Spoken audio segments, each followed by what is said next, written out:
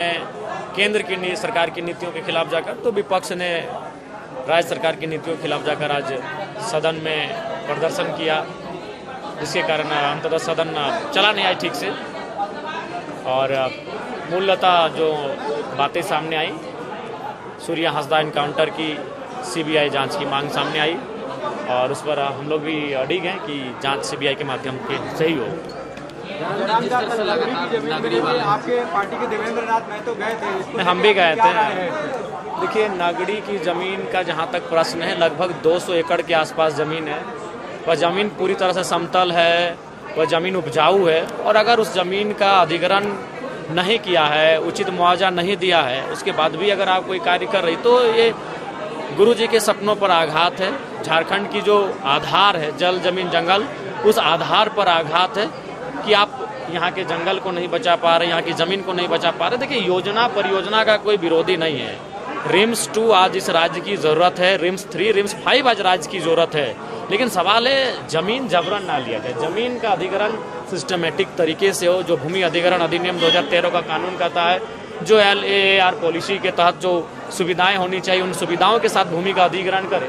कोई विरोध क्यों करेगा? हंसते हुए कोई ज़मीन देगा, लेकिन आप औने पौने दाम में आप बोलेंगे कि आज हमने 50 साल पहले अधिग्रहण कर लिया है 30 रुपया 40 रुपया डिसमिल में, तो ये बहुत सारी चीज़ें ऐसी आती हैं जो कि तार्किक नहीं है। तो उस हिसाब से अगर सरकार के पास दस्तावेज हैं अधिग्रहण का, तो दस्तावेज को कोर्ट के माध्यम से या फिर किसी माध्यम से वो प्रस्तुत करें और दस्तावेज को दिखाएं कि जब अधिग्रहण किया जा रहा था रेतों का हस्ताक्षर है कि नहीं, उनका किसी प्रकार की रजामंदी या सहमति है कि नहीं। तो दस्तावेज लेकर बात करनी चाहिए, बहस करनी चाहिए और जो भी नगरी के जो ग्रामीण है उनके 5, 7 या 9 प्रतिनिधि मंडल को सरकार को बुलाना चाहिए और बैठ के बात करनी चाहिए। इरफान अंसारी लगातार अभी भी कह रहे हैं कि रिम्स 2 नहीं बने, नहीं वहाँ नहीं बने रिम्स 2 अगर इरफान अंसारी जी बनाना चाहते तो हम लोग थोड़ी विरोधी हैं।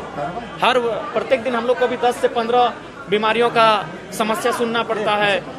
तमाम डॉक्टर से फोन में टेलीफोनिक बात करनी पड़ती है। कई जगह 10,000, 5,000, 20,000, 25,000 रुपये बिल माफ करने के लिए फोन करना पड़ता है। तो स्वास्थ्य की समस्याएं आज नंबर 1 पर है इस राज्य में।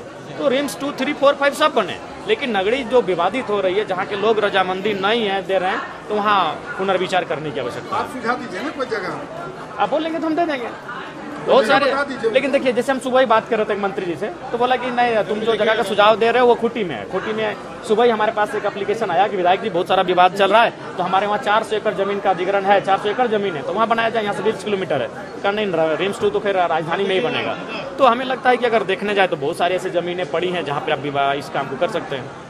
दादा 1932 का टी शर्ट पहन के आए, काफी लंबे समय के बाद जो 1932 की तस्वीर विधानसभा में देखिए, इस बार हमको लगा कि बोलने का, देखिए सबसे पहला बात है कि आप जब सदन में आते हैं तो कई तरीके से आप अपने आवाज को रखते हैं, या तो बोल के रखते हैं, या तो लिख के रखते हैं, या तो सांकेतिक रखते हैं, या तो शब्दों से रखते हैं। तो इस बार हमें लगा कि शायद इस बार बोलने का अवसर नहीं मिलेगा। सदन बाधित होने का संभावना पहले से था और मात्र 2 दिन का सत्र बचा, जिसमें एक दिन तो गैर सरकारी संकल्प चला जाएगा, एक दिन बचा है। तो एक दिन में हम स्थान नीति पे बहस करें, नियोजन नीति पे करें, विस्थापन नीति पे करें, कृषि नीति पे करें, या किस विषय पे बहस करें, वो मैंने कम समय बचा है। इसलिए मैंने कहा कि कभी कभी शब्दों से, कभी कभी लेखों से, कभी कभी लेखन से भी अपने संदेश को बताना चाहिए। इसलिए आज पूरे सदन में मैं 1932 खतियान ये टी शर्ट पहनकर था।